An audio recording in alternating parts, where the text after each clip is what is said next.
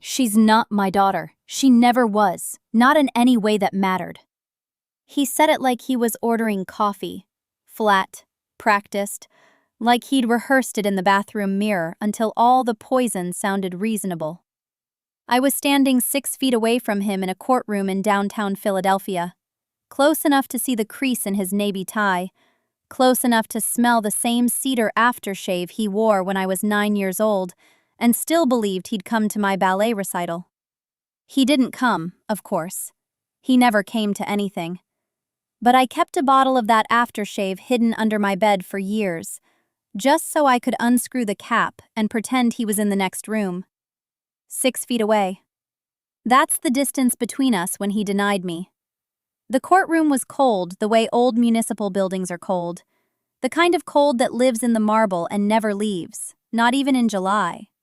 It was October. The overhead lights buzzed with that faint electrical hum that gets inside your skull if you sit still long enough. I was sitting still. I'd been sitting still for a very long time. His lawyer adjusted his glasses and smiled like we were all just sorting out a parking ticket. My father leaned back in his chair and crossed one leg over the other, perfectly at ease. The posture of a man who has never once been told no by someone he couldn't outspend. And the thing is, he didn't know yet.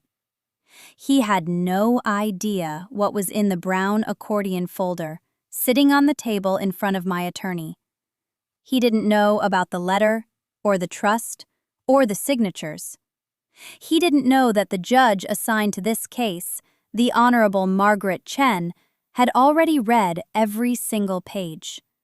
He didn't know who I'd become while he wasn't looking. My name is Elise Whitfield. I'm 34 years old, and I am a forensic accountant for the Department of Defense. I hold a security clearance that most people don't even know exists, and I have spent the last 11 years tracing money through places it was never supposed to go. Shell companies in Wilmington, shadow accounts in the Caymans, ghost payroll in military contracting firms that bill the government for equipment that exists only on paper. I'm very good at finding things people hide. I learned that skill from my father, in a way. Not because he taught me, but because he was the first person who ever hid something from me.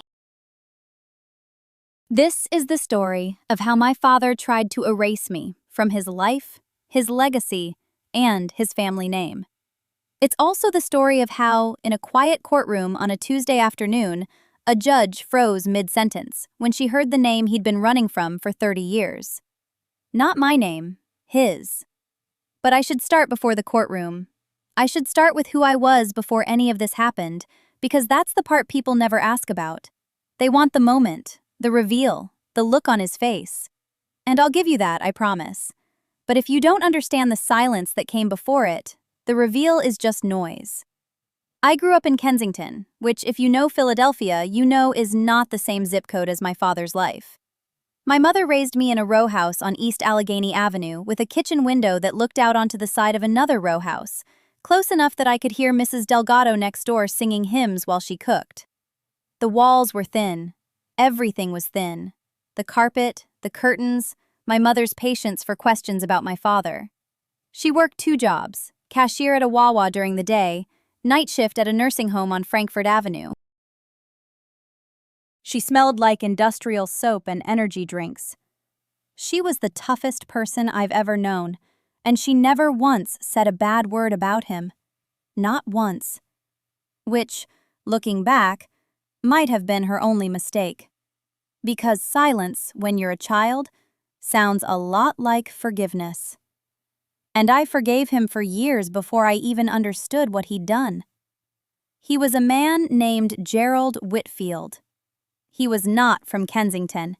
He was from the main line, Bryn Mawr specifically, the kind of old money Philadelphia where people summer as a verb and the houses have names instead of numbers. He met my mother when she was 21 and waitressing at a country club event in Villanova. He was 43, married, father of 2 sons. senior partner at a private wealth management firm that handled portfolios for families whose last names are on hospital wings and university buildings. She was beautiful, she was young, and she was nobody. That's what made her safe for him and dangerous for her. I was born 9 months later in a hospital she paid for with cash because he told her not to use insurance. He visited 4 times in my first year. I know that because my mother kept a journal, not for herself but for me, in case I ever asked. She wrote down dates, times, what he wore, what he said, how long he stayed. Entry number 3, dated March 15th, the year I turned 1. Gerald came at 7 p.m., held Elise for 11 minutes, said she looks like his mother. Left a check for $2,000 on the counter. Did not say when he'd come back. 11 minutes. I've timed 11 minutes as an adult. It's not enough time to boil pasta. He did come back, sometimes. Never on a schedule. Never on birthdays, never on Christmas. He'd appear in a dark car on a Tuesday evening, stay for an hour, leave an envelope. My mother never cashed the checks in front of me. She never explained them.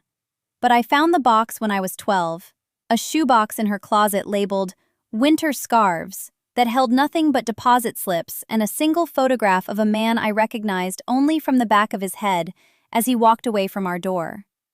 I didn't cry when I found that box. I sat on her closet floor for a long time, counting the deposit slips. There were 37. The amounts varied. Some were 2,000, some were 500. One, dated the month my mother had her gallbladder surgery, was 10,000. I did the math later.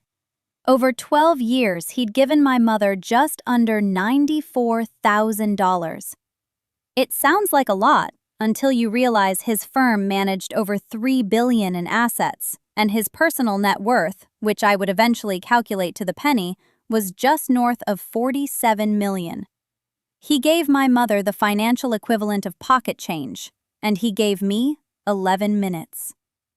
I didn't know any of that sitting in the courtroom, of course. I mean, I knew it, but I wasn't thinking about it. I was thinking about the last thing my grandfather ever said to me.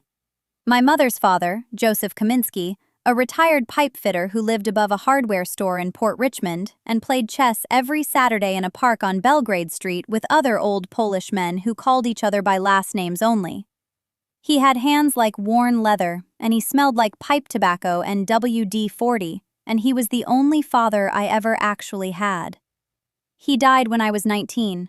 Lung cancer, slow and mean.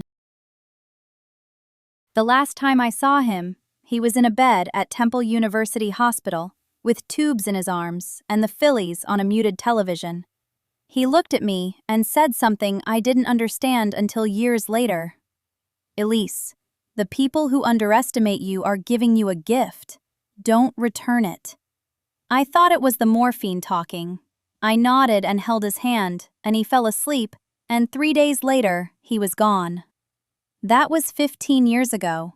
15 years of building something out of nothing, while my father built a wall out of money and silence. 15 years of becoming the kind of person who could sit in a cold courtroom, 6 feet away from the man who denied her, and say absolutely nothing. Because I didn't need to say anything. The folder would do the talking. And Judge Chen, as it turned out, was a very good listener. I should tell you who I am.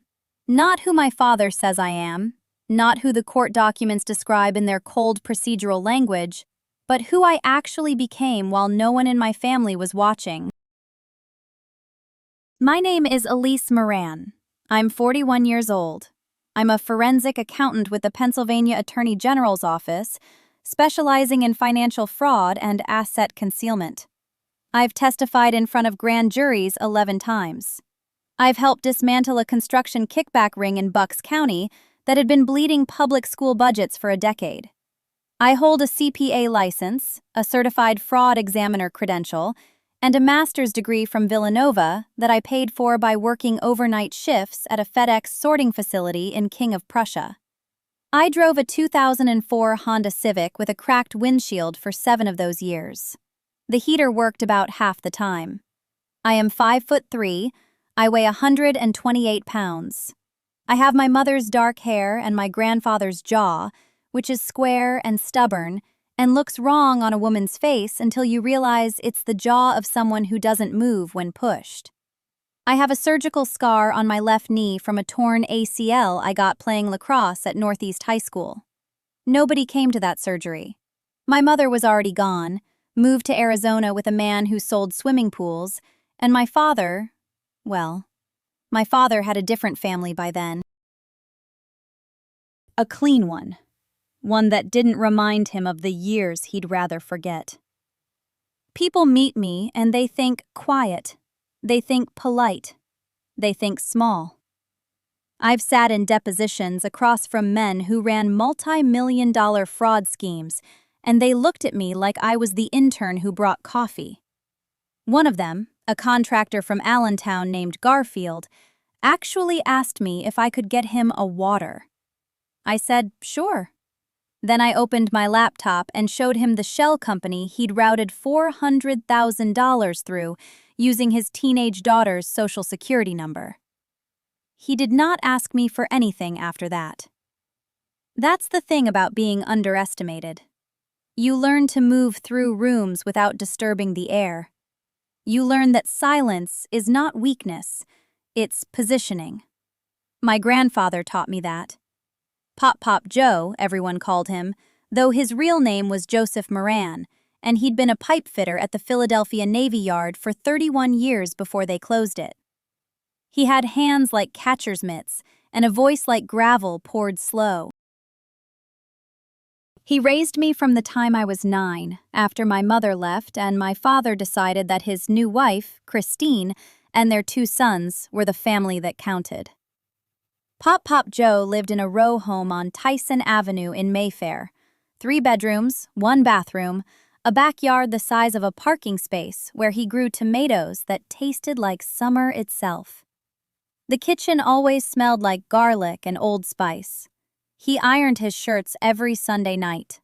He read the Inquirer front to back every morning, and he never once raised his voice at me. Not once in 10 years. He was the one who drove me to school. He was the one who sat in the bleachers at my lacrosse games with a thermos of coffee and a folding chair that squeaked every time he shifted. He was the one who proofread my college essays, circling every weak sentence with a red pen and writing "stronger" in the margin. He didn't know what forensic accounting was when I told him what I wanted to study. He went to the library the next day and read about it for 2 hours. Came home and said, "So you catch people who hide money?" I said yes. He said, "Good. Somebody should." That phrase he told me in the hospital about underestimation being a gift. I carried it like a stone in my pocket for 15 years. I turned it over and over, and I didn't understand it, not really, not in my body. Until the day I sat in courtroom 4B of the Montgomery County Courthouse and watched my father's attorney try to argue that Gerald Moran had no legal or moral obligation to the daughter he fathered, raised until age 9, and then abandoned like a dog he'd grown tired of feeding. Pop Joe never talked badly about my father. That was one of his rules. He'd say, "Your father is your father. That's between you and him and God, and I'm none of those 3. But sometimes, late at night, when he thought I was asleep, I'd hear him on the phone in the kitchen, speaking low, speaking to someone, maybe an old friend, maybe nobody. And he'd say things like, "The girl deserves better than this, Eddie. She deserves to be seen." I heard that word a lot growing up. Seen, as in noticed, as in acknowledged, as in someone in my bloodline standing up and saying, "Yes, she's mine, she counts, she matters." It's a small word, 5 letters, but when you've gone decades without it, it becomes the largest word in any language. It becomes the word you build your whole life around.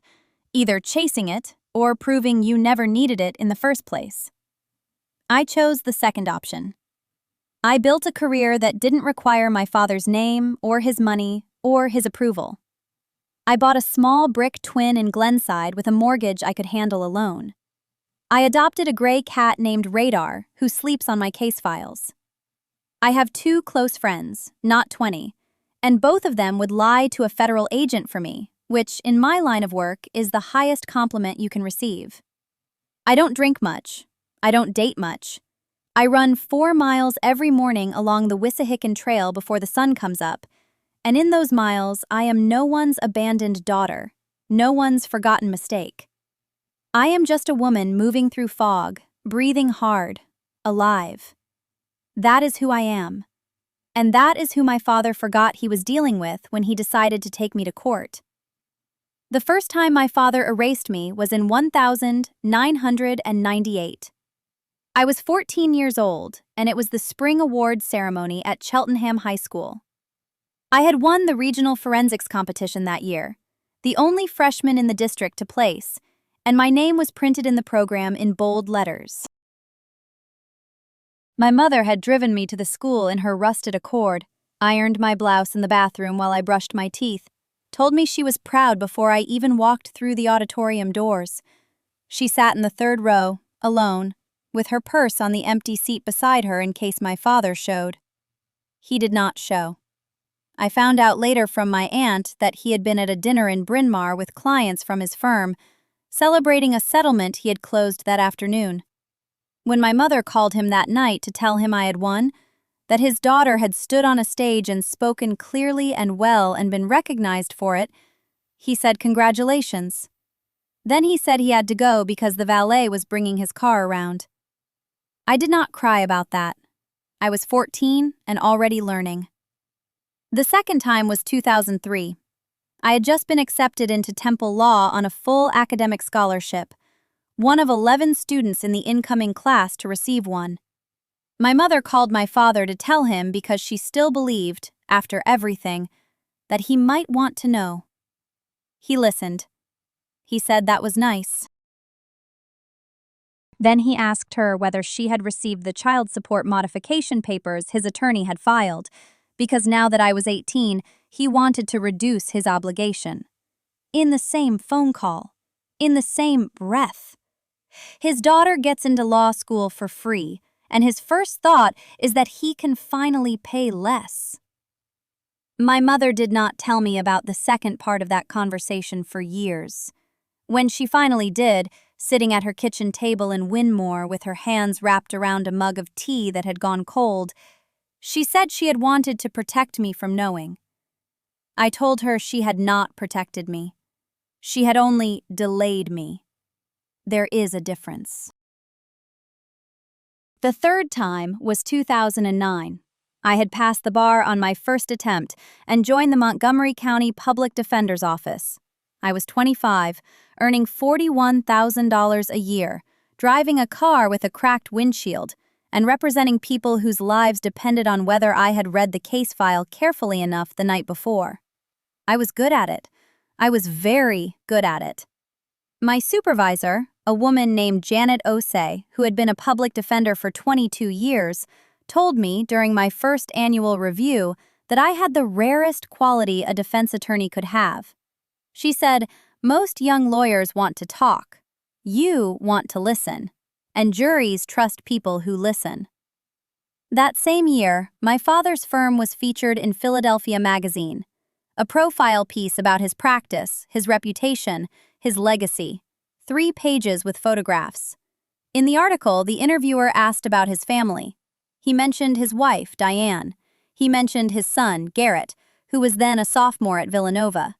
He mentioned that he was a family man, that everything he built was for the people he loved.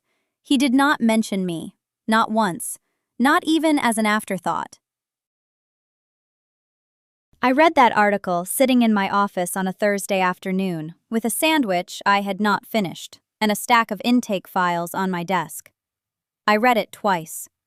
Then I put it in my bottom drawer and closed the drawer and went back to work. Janet walked by an hour later and asked if I was all right. I said I was fine. She looked at me for a long moment and said nothing else, which is how I knew she could tell I was lying.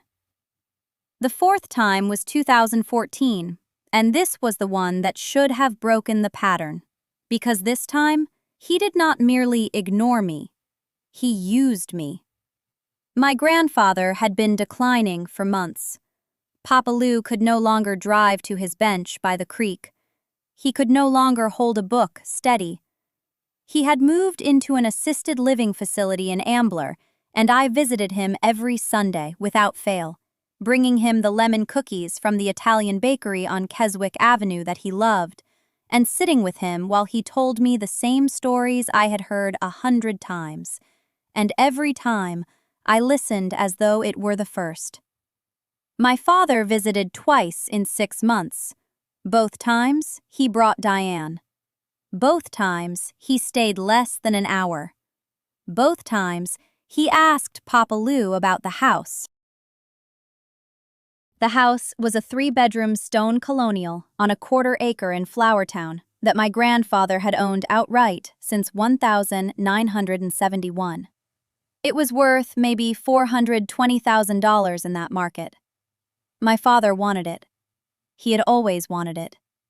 And on his second visit, he brought a document, printed neatly, and asked my grandfather to sign a transfer deed while I was not present. Papa Lou told me about it the following Sunday. He was sitting in his recliner with the cookie half-eaten in his hand, and he said, "Your father brought papers." I asked what kind. He said the kind that make things disappear before you are ready. He had not signed, but his hands were shaking when he told me, and not from the tremor. That was the moment I understood something I had been circling for 20 years. My father did not forget me. Forgetting is passive. Forgetting is an accident. What my father did was deliberate and ongoing. He edited me out of his life the way you remove a paragraph from a draft, carefully, with purpose, because the story he wanted to tell about himself did not have room for the daughter he had left behind. I sat in Papa Lou's living room for a long time after he told me that. The cookie was still in his hand. The television was on, but muted. Some game show with spinning colors and people clapping in silence. I watched it without seeing it because something inside me was rearranging itself, the way furniture shifts in a house after an earthquake. Everything looked the same from outside, but nothing was where it used to be. For 20 years, I had told myself a story. The story went like this. My father was busy. My father was overwhelmed. My father had a new family and new pressures, and he meant to call, he meant to come, he meant to include me, but life got in the way. I had built that story carefully, the way you build a retaining wall. One excuse stacked on top of another, because without it, the ground underneath me would slide. And now the wall was down. Not because it had been knocked over, but because I finally stepped back far enough to see it had never been holding anything up. It was decorative. The ground beneath it had already slid years ago, and I had just been standing on the rubble, pretending it was solid. Papa Lou did not say anything else. He did not need to. He just watched me with those milky blue eyes that had seen the Rhine frozen over in '44, and said nothing, because he understood that some things you have to hear in the silence after someone stops talking. I drove home that night on the A61 through fog so thick I could only see one reflector post ahead at a time. And I thought about that. One post at a time. That is how I had been living. Not seeing the full road, just the next small marker, the next excuse, the next time I would tell myself it was fine. But fog does not change the road. The road is still there underneath it, going where it has always been going. And I had been heading toward this moment for 2 decades without knowing it. When I got home, I sat in the car in the driveway with the engine off, and the fog pressing against the windows like something trying to get in. I did not cry. I want to be honest about that. I had cried plenty of times before, in my 20s when the birthdays passed without a call, in my 30s when Lena was born and he did not come. But that night I did not cry because something had shifted past the place where tears come from. It was deeper than that. It was in the part of you that decides things before you even know a decision has been made. I went inside. I made chamomile tea. I sat at the kitchen table with my laptop, and I opened a blank document and I typed 3 words at the top. What I know. And then I wrote it all down. Every incident, every date I could remember. The graduation he missed, the property he transferred to Tobias, the family portraits without me, the papers he brought to Papa Lou's house. I wrote for 2 hours, and when I was done, I had 11 pages, and my tea was cold, and the fog outside had not lifted, but inside, something had cleared completely. The next morning, I called my colleague, Petra Wenzel. Petra is a paralegal at the Landgericht in Koblenz, and we had trained together years ago before I went federal and she stayed regional. I asked her to meet me for lunch. She said Wednesday. I said today. She was quiet for a moment, and then she said, I will be at the Italian place on Lohrstrasse at 12:30. I told her everything over spaghetti carbonara that neither of us finished. She listened the way good legal people listen, without interrupting, without gasping, without performing sympathy. When I was done, she put her fork down and she said, Annika, what do you want? Not what do you feel, not how terrible. What do you want? I said, I want to know my legal position. I want to know what he can and cannot do with the estate. I want to know if the transfers he already made to Tobias were lawful. And I want to know all of this before he knows I am asking. She nodded. She said, I know someone. A lawyer in Bonn named Dr. Falkenberg, who specializes in inheritance disputes and succession law. She said he is expensive but thorough, and he does not talk. I said, I do not need cheap. I need right. That afternoon, I called Dr. Falkenberg's office and made an appointment for the following week. And then I did something I had never done before in my life. I did nothing visible. I went back to work. I filed my reports. I picked up Lena from school. I cooked dinner. I answered the phone when my father called 2 weeks later to ask about Papa Lou's health, and I said he is fine, the same as always. And my voice did not waver, and my hands did not shake, and he heard exactly what he expected to hear. A daughter who accepted things. A daughter who did not make trouble. A daughter who had been edited out and had apparently agreed to stay deleted. But under the surface, the current had changed direction. I could feel it the way you feel a river shift when the snow melts in the mountains above Andernach. Nothing looks different on the surface yet. The water still moves. But underneath, the whole force of it has turned. Papa Lou called me that Sunday as he always did. His voice was thinner than usual, and I could hear the oxygen machine clicking in the background. He said, Annika, I have been thinking. I said, about what? He said, about your grandmother. She used to say that patience is not waiting. Patience is knowing what you are waiting for. I held the phone against my ear and closed my eyes, and I said, I know what I am waiting for now. He was quiet for a moment. Then he said, Good. That is all I needed to hear. That Monday, I drove to Koblenz before sunrise. The Moselle was black and still beneath the Baldwinbrücke, and the street lamps threw long, pale columns across the water. I parked on Schlossstrasse and sat in the car for 11 minutes with the engine off, watching the courthouse lights come on floor by floor. I was not there for a hearing. I was there to meet Frau Dr. Kathryn Weiss. She had been recommended by a colleague at the Verwaltungsgericht in Mainz, a woman I had helped years earlier with a jurisdictional question involving military pensions. That woman had said, "Catherine Weiss is expensive, and she is slow, and she does not care about your feelings. She cares about winning." I said, "That sounds exactly right." Catherine's office was on the third floor of a building that smelled like old wood and lemon cleaner. She was maybe 60, silver hair cut short, reading glasses on a chain around her neck. She did not shake my hand. She pointed at a chair and said, "Sit and tell me everything, and do not leave anything out because I will find out anyway." I talked for an hour and 40 minutes. She took notes on a yellow legal pad with a mechanical pencil that she never once had to sharpen. When I finished, she set the pencil down and aligned it parallel to the edge of the pad and looked at me and said, "Your father has committed tax fraud." I said, "I know."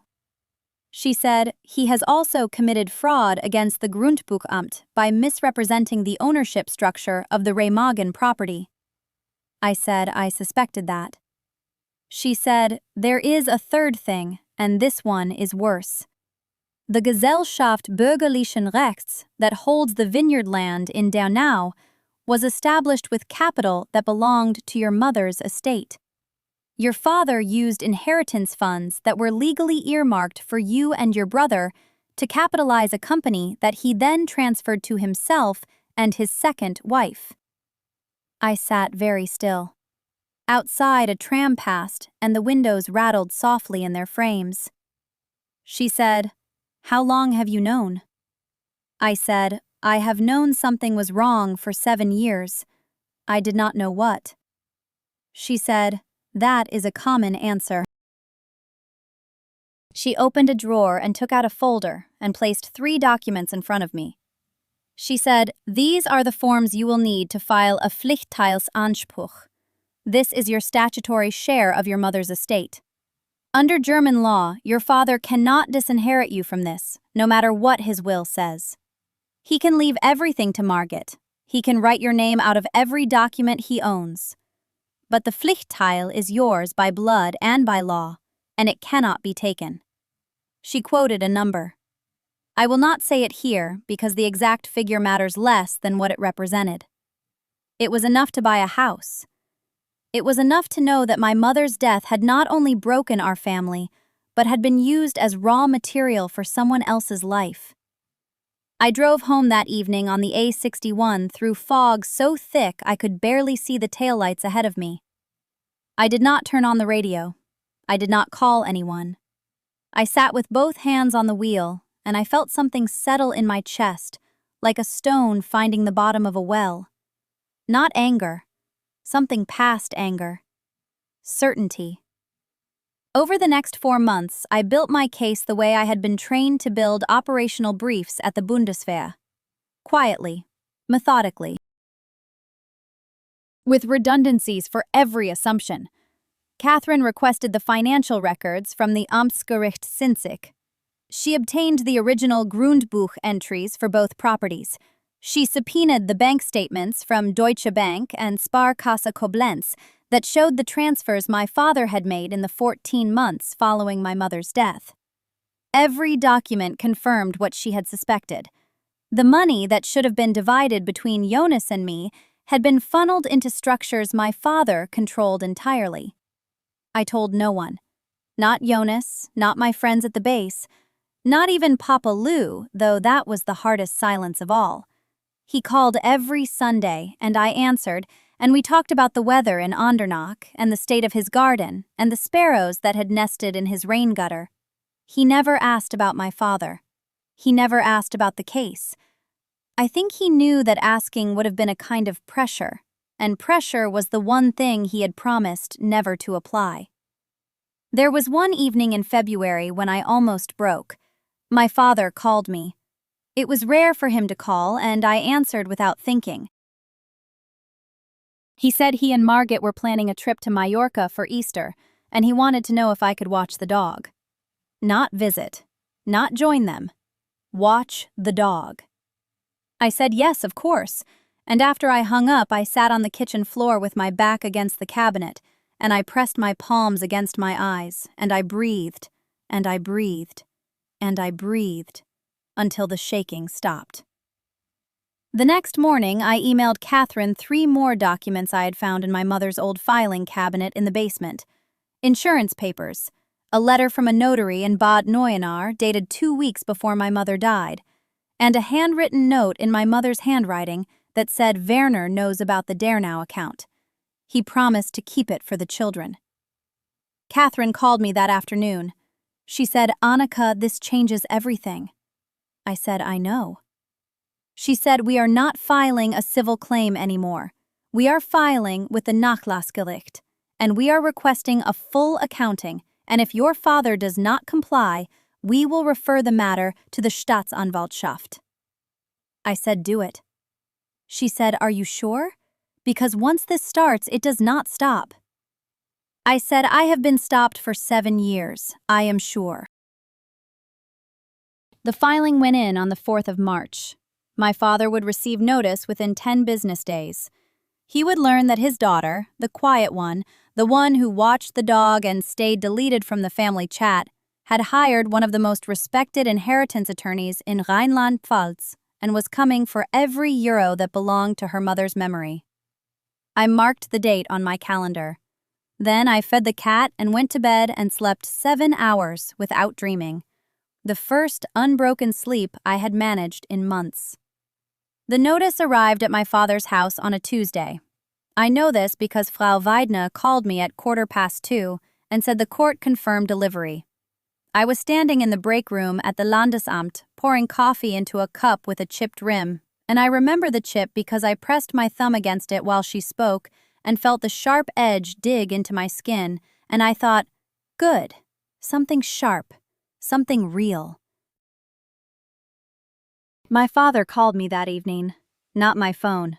He called the Landesamt switchboard and asked to be transferred to my department.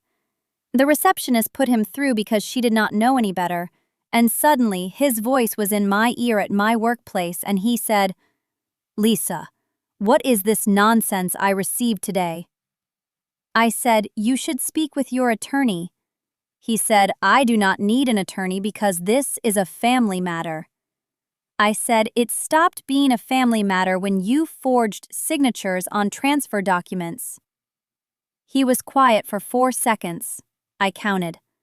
Then he said, "You have no idea what you are doing and you will regret this." I said, "Maybe." Then I hung up. The preliminary hearing was set for the 11th of June at the Amtsgericht Koblenz on Karmeliterstrasse. Frau Weidner told me to wear something professional and to bring nothing in my hands, no folders, no papers. She would handle the documents. My only job was to sit and to stay calm and to answer the judge if spoken to directly. She said the judge assigned was Richter Brenner. She paused when she said the name, and I asked if that was significant. She said he has a reputation for being thorough with estate matters and impatient with people who waste his time. She said that is good for us. I arrived 40 minutes early. I parked 3 streets away near the Moselbahn tracks and walked because I wanted the air. June in Koblenz smells like river water and warm stone and cut grass from the Schlosspark drifting down the hill. I wore a navy blazer my mother had given me 9 years ago. I had found it in the back of my closet in a garment bag with her handwriting on the tag. Für Lisa, für wenn es wichtig ist. For Lisa, for when it matters. I had never worn it. The sleeves fit perfectly. I buttoned it in the car mirror and walked toward the courthouse. The courtroom was small. Wood paneling, fluorescent lights, a clock on the wall that ticked louder than it should have. There was a table for each side and a raised bench for the judge, and a row of chairs along the back wall where members of the public could sit. Nobody was there when I arrived except a court clerk arranging files. I sat down on the left side of the room and folded my hands and waited. Frau Weidner arrived next. She set her briefcase on the table without speaking and opened it and removed 4 folders. She arranged them in a specific order, and then she looked at me and nodded once, and that was it. My father arrived at 7 minutes past 10. The hearing was scheduled for 1:30. He walked in with his attorney, a man named Pfeiffer from Andernach, whom I had never met but whose name I recognized from the documents. Pfeiffer was tall and thin and carried himself like someone who had done this 1,000 times and expected to do it 1,000 more. My father was wearing his good suit, the charcoal one he wore to my mother's funeral. He looked at me once when he came through the door, and his expression was not anger, it was annoyance. The way you look at a parking ticket on your windshield. An inconvenience. A minor bureaucratic error he would correct and move past. Then Marcus walked in. My brother sat in the back row and crossed his legs and pulled out his phone and started scrolling. He did not look at me either. Heike was not there. Later I learned she had stayed home with the children. I think she did not want to see what was about to happen. Maybe she already knew. Richter Brenner entered at exactly 10:30. He was perhaps 60, short gray hair, glasses with thin metal frames. He sat down and opened a file and read silently for almost 2 full minutes while the room waited. Nobody spoke. The clock ticked. Then he looked up and said, "I have reviewed the initial filings and I would like to confirm the identities of the parties." He turned to Pfeiffer and my father. "You are Herr Karl Friedrich Altmann." My father said yes. Brenner made a note. Then he turned to our side and said, "And you are the petitioner." Frau Weidner stood and said, "Your Honor, the petitioner is Frau Lisa Altmann. She works as senior analyst at the Landesamt für Vermessung und Geobasisinformation in Koblenz. She is the surviving daughter of the late Margaret Altmann, née Schaefer." Brenner's pen stopped moving. He looked up from the file. He looked at me. Not at Frau Weidner, at me. He took off his glasses and put them back on and looked at the file again, and then at me once more. He said, "Margaret Schaefer." Frau Weidner said, "Yes, Your Honor." Brenner leaned back in his chair. He said, "I knew your mother." The room changed. I do not mean the temperature or the light. I mean the quality of the silence. Pfeiffer uncrossed his legs. My father's jaw tightened. In the back row, I heard Marcus stop scrolling. "Brenner said your mother worked with the Vormundschaftsgericht in Mayen in the early 1990s. I was a young referendar there. She supervised family welfare cases. She was one of the most principled people I encountered in my entire career." He paused. Then he said, "I was sorry to hear of her passing." I said, "Thank you." He put his glasses back on and looked at the file, and his voice became formal again. He said, "I see that the petitioner is alleging failure to execute the provisions of the last will and testament of the deceased, and is requesting a full accounting of estate assets, including the Grundstück in Münstermaifeld and associated financial accounts." He looked at Pfeiffer. He said, "I also see that transfer documents were filed 3 months after the death of the deceased, moving ownership of the property to a GBR controlled by the respondent and his son." He held up a page. He said the signature of the notary on this transfer is Dr. Hendrik Felden, who retired from practice in 2018 due to health reasons and who is no longer available to confirm the circumstances of the signing. Pfeiffer began to respond. He said, "Your Honor, the transfers were conducted in full compliance with applicable law and reflected the wishes of the deceased, as communicated verbally to the family." Brenner held up one hand. He did not raise his voice. He said, "Herr Pfeiffer, the will is in the file. The will is specific. The will names Frau Altmann as co-heir to 50% of the property and designates a separate, the Mächtnis of the savings accounts to her directly. He looked at my father. He said, "There is nothing verbal about this." My father opened his mouth. Brenner said, "Herr Altmann, I am not speaking to you yet." My father closed his mouth. I had never seen anyone do that to him. Not once in my entire life. Brenner turned back to the file. He said, "I am ordering a full accounting within 60 days. I am also referring the signature question on the transfer documents to the Staatsanwaltschaft for independent review." He looked at Pfeiffer. He said, "If the accounting reveals discrepancies, I will schedule a full evidentiary hearing." He looked at my father one more time. He said, "This court takes the integrity of testamentary wishes very seriously, Herr Altmann, especially when the deceased was someone who spent her own career protecting the rights of people who could not protect themselves." He closed the file. He said, "This hearing is adjourned." The courtroom didn't empty the way courtrooms usually do. Nobody stood up right away. There was this pause, maybe 4 or 5 seconds, where everyone stayed exactly where they were, like the air itself was still settling after what had just happened. Then Brenner stood and walked out through the side door, and the clerk followed, and slowly people began to move. I didn't look at my father. I looked at Frau Weidmann. She was closing her briefcase, and her hands were steady, and she gave me one small nod. Not a smile, just acknowledgement. She leaned toward me and said quietly, "The Staatsanwaltschaft referral changes everything. That means this isn't just family court anymore. That means someone in the prosecutor's office is going to look at those signatures." She said, "I'll call you tomorrow morning." I stood up and my legs felt strange. Not weak exactly, but like they belonged to someone else.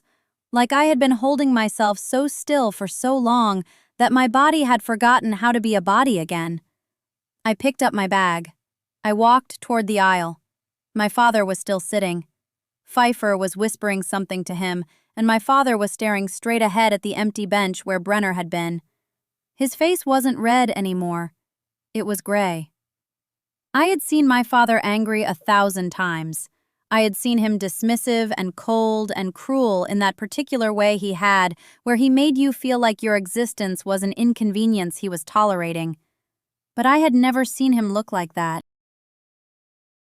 He looked like a man who had just realized the floor underneath him was not as solid as he had always assumed. Stefan was standing near the back of the courtroom. He had his coat over his arm, and he was watching me approach, and when I got close enough, he opened his mouth to say something. I walked past him. I didn't stop. I heard him say, "Lena, wait." I kept walking. I pushed through the heavy door, and I was in the hallway, and the fluorescent lights were buzzing overhead, and I could smell that particular courthouse smell, old paper and floor polish, and something metallic underneath. I made it to the women's bathroom on the ground floor. I locked the stall door. I sat on the closed lid, and I put my face in my hands, and I breathed. I didn't cry. I just breathed. In and out, counting each one, the way Oma had taught me when I was 9 and having panic attacks before school because the other children had found out my father was the one who had fired half their parents' colleagues during the Siemens restructuring. She had sat on my bed and held my hands and said, "Lena, your breath belongs to you. Nobody can take it. Count it. Own it." I sat there for maybe 10 minutes. Then I washed my hands and my face, and I walked out of the courthouse into the February air of Munich. It was already getting dark.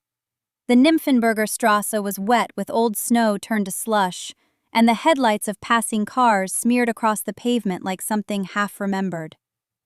The results came in stages over the following weeks. The first thing that happened was the accounting. My father's lawyers tried to delay it.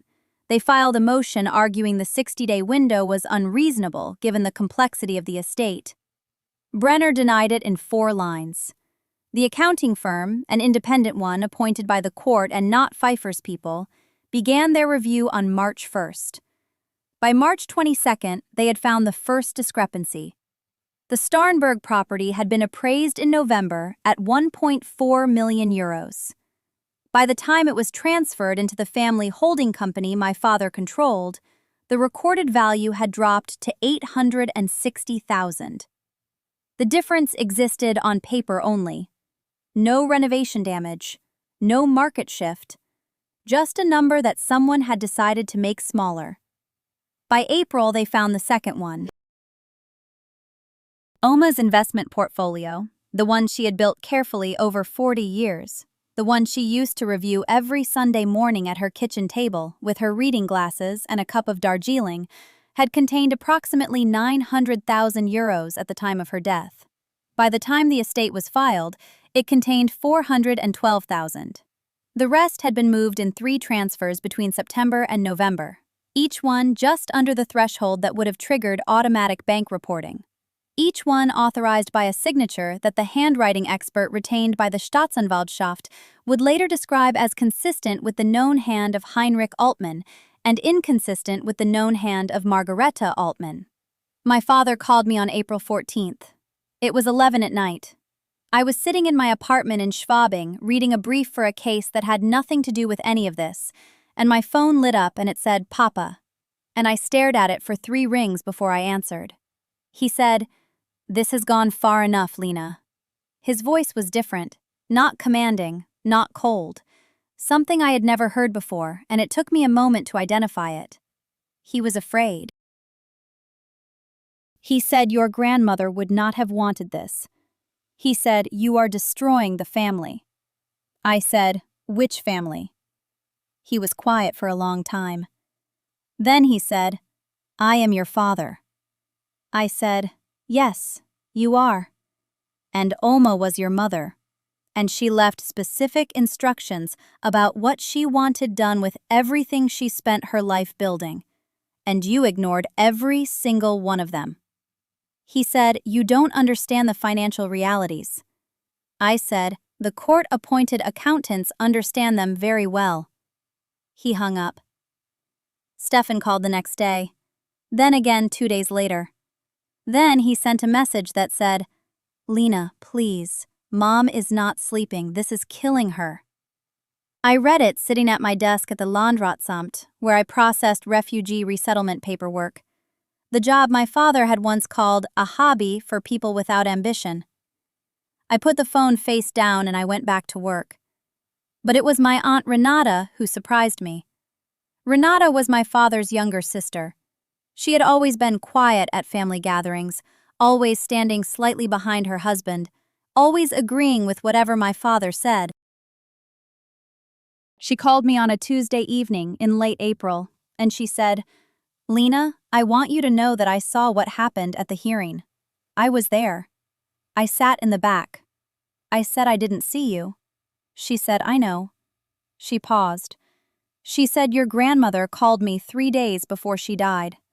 She told me she had changed her will. She told me she was worried Heinrich would not accept it. She asked me to remember that if anything ever seemed wrong.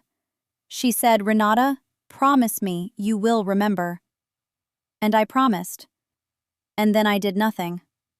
For months I did nothing because I was afraid of your father, the same way I have been afraid of him since I was 6 years old." Her voice broke on the last word. She said, "I am sorry, Lena. I am so sorry it took a judge saying it out loud for me to say it to you." I held the phone against my ear, and I listened to my aunt crying softly, 400 kilometers away in her apartment in Hamburg, and I thought about all the women in this family who had spent decades making themselves small so that one man could feel large. I said, "Renata, thank you for telling me. That matters more than you know." She said your grandmother would be proud of you. I almost lost it then. I I pressed my thumbnail hard into my palm until the feeling passed. I said, "I hope so." I hung up and sat there for a long time in the quiet of my apartment in Schwabing. The radiator clicked the way it always does when the building settles at night. Outside, a tram passed on Leopoldstrasse, and its bell rang once, and then the sound faded, and there was nothing left but the hum of the city breathing in the dark. Your grandmother would be proud of you. I turned the sentence over in my mind like a stone worn smooth by water. Oma Margaret, 5'2", hands that smelled like caraway and cold cream. She had said a lot of things to me over the years, standing in her kitchen in that narrow house in Lübeck with the blue curtains she never replaced. But the one that stayed was this. She said it when I was 14, and I had come to her after my father told me I would never amount to anything because I lacked the spine for it. I was crying so hard I could barely get the words out. She dried my face with a tea towel, and she looked at me with those pale, steady eyes, and she said, "Lena, silence is not the same as weakness. Sometimes silence is the loudest thing in the room. You will understand this when you are older." I did not understand it then. I thought she was telling me to keep quiet and endure the way she had kept quiet and endured her whole life, married to a man who was not cruel exactly, but who never once in 53 years asked her what she wanted. I thought she was teaching me to disappear. I was wrong. What she was teaching me was patience, not the passive kind. Not the kind where you fold your hands and hope someone notices your suffering and rescues you. The active kind. The kind where you watch and you learn and you wait until the moment arrives, and then you speak once, clearly, and you do not repeat yourself because you do not need to. She had done it herself exactly once in her life. In 1987, she walked into a bank in Lübeck and opened a savings account in her own name without telling my grandfather. She put money into it for 15 years, small amounts, 20 marks here, 50 there. When my grandfather died in 2002, that account had 38,000 euros in it, and she used every cent to pay for my mother's surgery when the insurance refused to cover the full cost. Nobody in the family knew about it until the day she wrote the check. My father certainly did not know. He would have found a way to take it. Silence is not the same as weakness. I understand now, Oma. I understand it completely. But I will also be honest with you, because you always said you preferred honesty to comfort. I think I waited too long. I think there is a line between patience and paralysis, and I crossed it somewhere around year 3 or 4. I should have spoken sooner. I should have filed the complaint after the ceremony in Koblenz. I should have called the lawyer after the meeting with the financial advisor. I should have looked my father in the eyes across that dining table in Blankenese on Christmas 2019, when he told me in front of 12 relatives that I was the family's charity case, and I should have said no. I am not. And you know I am not. And every person at this table knows I am not. Instead, I cut my meat, and I chewed, and I swallowed, and I drove 4 hours back to Munich in the dark, and I did not stop once, because I was afraid that if I stopped, I would not be able to start again. So yes, I won. The court confirmed what I already knew. The money is mine. The record is corrected. My professional standing is intact and in some ways stronger than before, because the Bundeswehr takes judicial findings seriously, and my commanding officer told me that the case had, if anything, reinforced confidence in my integrity. But I want to say something that might be unpopular, and I want to say it clearly. Winning does not undo the years. It does not give me back the Christmas dinners I left early. It does not give me back the phone calls I screened. It does not erase the reflex I still have of checking my tone before I speak in a meeting to make sure I am not being too much, It does not fix the part of me that still sometimes wonders if I deserve the things I have earned, because a voice that sounds exactly like my father's tells me I do not. I am not saying this for sympathy. I am saying it because it is the truth, and because I think people who tell these stories sometimes skip this part. They skip the part where you win and you sit alone in your apartment afterward and you feel not triumphant, but tired. Just deeply, fundamentally tired. Like you have been carrying a bag of rocks up a hill for 20 years and someone finally took the bag and you are grateful, but your back still hurts, and it might always hurt. My therapist, Frau Kohler, said something to me last month that I have been thinking about. She said, "Lena, you spent so long proving your father wrong that you forgot to ask yourself what you would do if you were not trying to prove anything at all." I did not have an answer. I still do not have a complete one. But I am starting to build one, piece by piece, the way Oma built that savings account. Small deposits. A weekend in the mountains with no phone. A dinner with Katya where we talk about nothing important. A morning where I drink my coffee standing at the window, watching the light come over the rooftops, and I do not check my email first. I think that is what healing looks like. Not a single dramatic moment. Not a verdict. Not a victory. Just one ordinary morning after another, where the rocks in the bag get a little lighter, and the hill gets a little less steep, and you realize that the voice in your head is starting to sound less like your father and more like your grandmother. Quiet. Steady. Sure. There is a bench near the Isar, just south of the Wittelsbacher Brücke, where I like to sit in the evenings. It is not a remarkable bench. The paint is peeling on one side, and someone carved initials into the backrest years ago. Letters so worn now you cannot tell if they say MK or MR or something else entirely. The river moves fast there, greener than people expect, and in the late light it catches the reflection of the plane trees along the bank and breaks them into pieces and puts them back together again downstream. I found this bench 3 months after the hearing, and I have been coming back to it ever since. I was sitting there last Tuesday when my phone buzzed. A text from a number I did not recognize. It said, "I saw your name in a legal journal. Something about precedent in inheritance disputes involving undisclosed assets. I thought you should know." It was unsigned.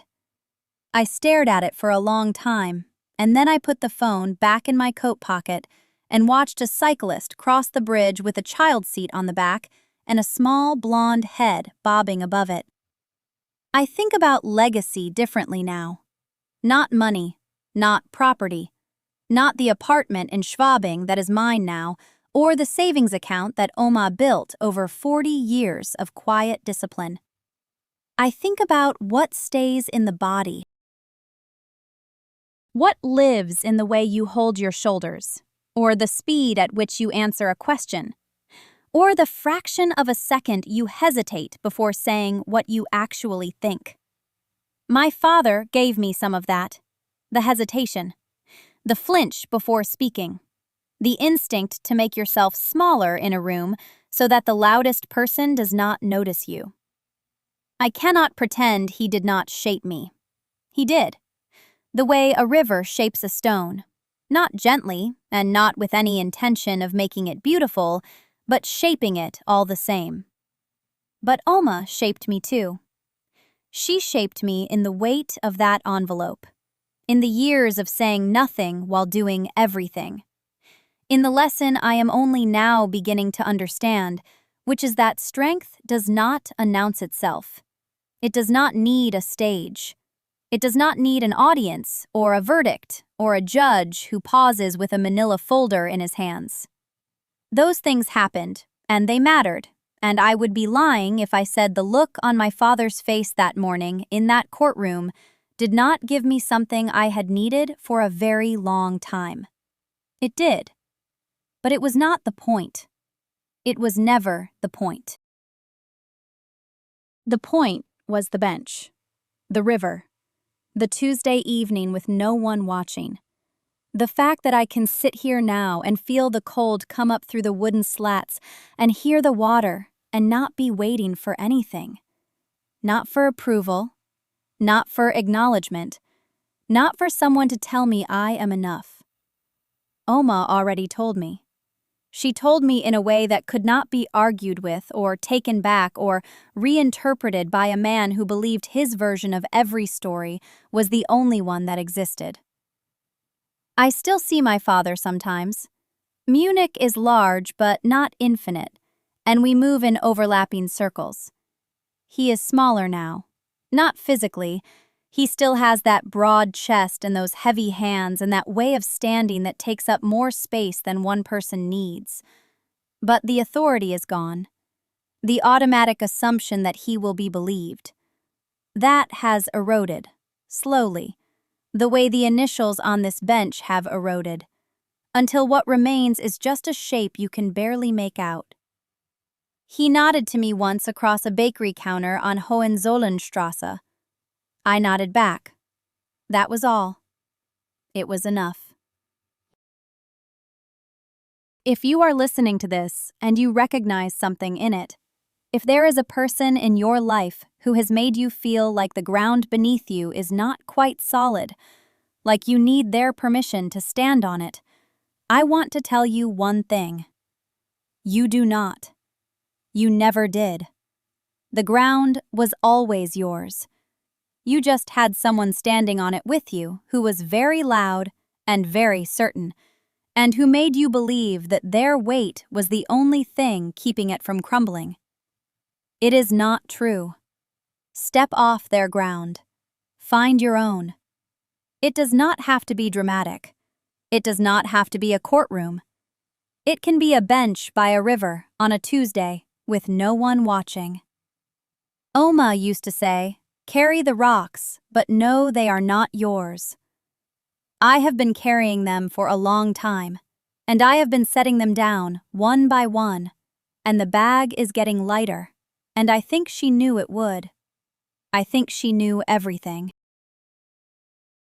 I think she sat at that kitchen table in Sendling with her tea going cold, and she looked at me and she saw all of it, the years ahead, the silence, the courtroom, the bench by the river, and she decided that the best thing she could give me was not advice or comfort or even love in the way we usually mean it. It was proof. Proof that someone had been paying attention. Proof that I had been seen. That is enough. That has always been enough. The river is getting dark now, and the air smells like rain and wet stone, and somewhere uphill, someone is playing piano with a window open. I am going to sit here a little longer. I am in no hurry. I have nowhere I need to be.